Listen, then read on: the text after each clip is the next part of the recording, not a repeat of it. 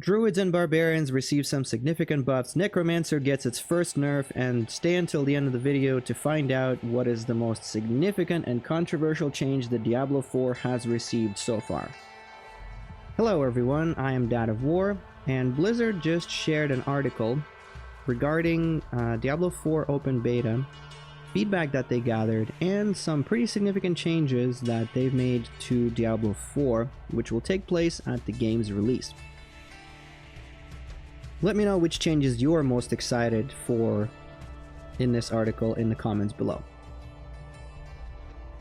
First significant change is covering dungeons, and the article states that one of the most common pieces of feedback we received is that the player felt that they were doing a lot of backtracking within certain dungeons. We optimized multiple dungeons across all zones to minimize need for backtracking.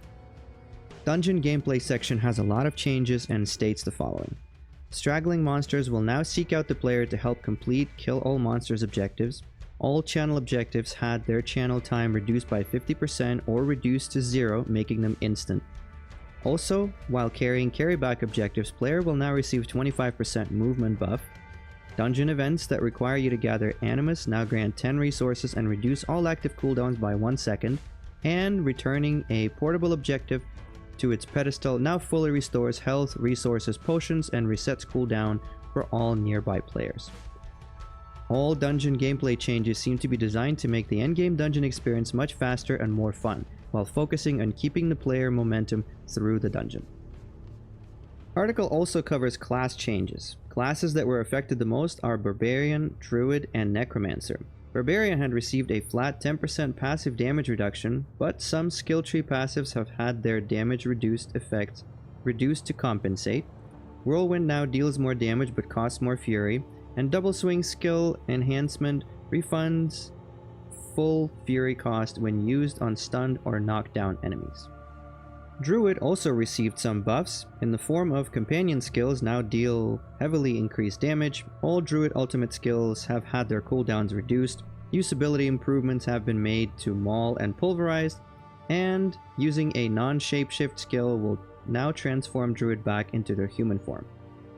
Necromancers received most significant nerfs in the form of making minions die more often, reducing damage dealt by corpse explosion skill, but many bonuses in the Book of the Dead have had their stats increased, and brightness of the skeletal warriors and mages have been reduced.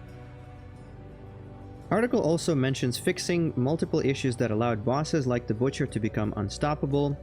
The Butcher has been re-evaluated for difficulty and will present a greater challenge in World Tiers 3 and 4, and some bosses were re-evaluated for melee character difficulty, resulting in changes to attacks and fight mechanics.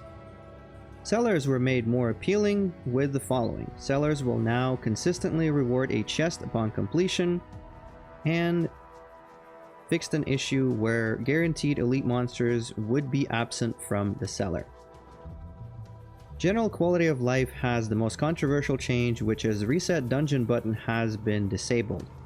Reset Dungeon button is something that I use heavily in the beta, and I believe that this is not a permanent change, and Blizzard will eventually give the Reset Dungeon back to the players, allowing us to reset dungeons without resetting our game session. These were all the changes mentioned in the article, but we might have more changes after developer update livestream on April 20th.